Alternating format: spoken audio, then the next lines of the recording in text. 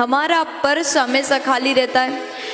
कई बार हम स्वयं अनुभव करते हैं कि हजारों रुपए आ रहे हैं, बहुत सारा पैसा घर में आ रहा है, लेकिन बचता नहीं। जब देखो पर्स खाली है, बटुआ खाली है, तो ऐसे में अत्यंत परेशान हो जाते हैं। तो ऐसे में क्या करना चाहिए, क्या उपाय करने से हमारा जो तिजोरी वो भी भरा रहेगा और हमारा पर्स भी हमेशा पैसों से भरा रहेगा, कभी खाली नहीं होगा। देखिए, शास्त्र बताते हैं कि जो व्यक्ति देने का भावना रखता है वो कभी भूखा नहीं होता। जो व्यक्ति दूसरों को खिलाता है वो कभी भूखा नहीं सोता। जो व्यक्ति दूसरों की सेवा करता है उसके जीवन में परेशानी नहीं आती। जो व्यक्ति हमेशा अपने गुरुजन के लिए सेवा करता है, संत ब्राह्मण को दक्षिणा देने की भावना रखता है, उसके घर में पैसों की कभी कमी नहीं होती। देखो, दरिद्र तो वो बन जाता है जिसने कभी देना जाना ही नहीं, जिसने किसी की सेवा करना जाना ही नहीं। वो व्यक्ति पैसा होने के बाद भी वो दरिद्र ही बना रहेगा। तो मैं आपको निवेदन कर रही थी, ऐसा क्या करना चाहिए जिसको करने से आपका जो पर्स है कभी पैसों से कमी ना रहे, पर्स पैसों से खाली ना रहे।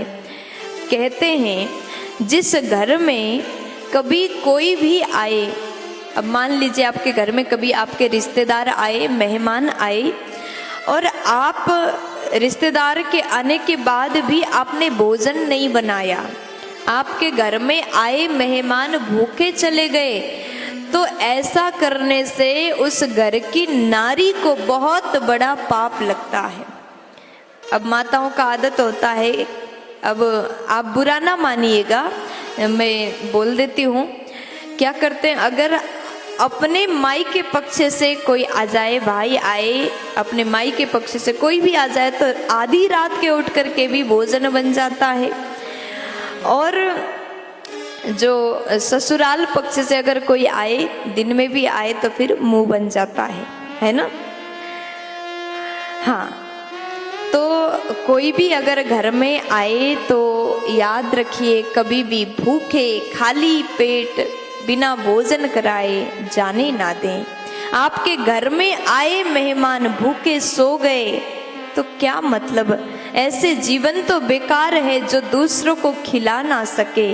आपके घर में आए मेहमान, आपके घर में आए रिश्तेदार अगर भूखे गए या फिर भूखे सो गए, तो ऐसी नारी से अन्नपूर्णा माँ रूठ जाती है। तो कोशिश करिए आपके घर के रसोई में इतना भोजन बनाएं, जो भी आए उसके लिए तुरंत भोजन बनाएं।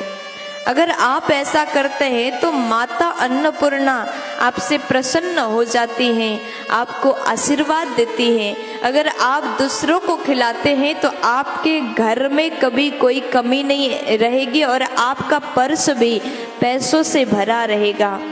और कहते हैं कि आपके घर में अगर बेटी आई और गुरु ब्राह्मण ये 3 जन आए तो आप दक्षिणा देने की भाव अवश्य रखें। बेटी ब्राह्मण और गुरु को खाली हाथ अगर भेजते हो, बिना दक्षिणा दिए भेजते हो, तो आपका पर्स खाली ही रहेगा। आप चाहते हैं पर्स पैसों से भरा रहे तो दक्षिणा देने की भाव रहे। और दूसरी बात निवेदन करती हूँ कि अगर आप चाहते हैं हमारा पर्स पैसों से भरा रहे, तो आपको क्या करना है कि घर में भगवान को स्नान करा करके वो चरणामृत संपूर्ण सदस्य बड़े प्रेम से भगवान के चरणामृत ग्रहण करें। ऐसा करने से आपके घर में कभी किसी भी प्रकार की कमी नहीं होगी। आपका जो पर्स है पैसों से भरा ही रहेगा। प्यार से बोल दीजिए ना।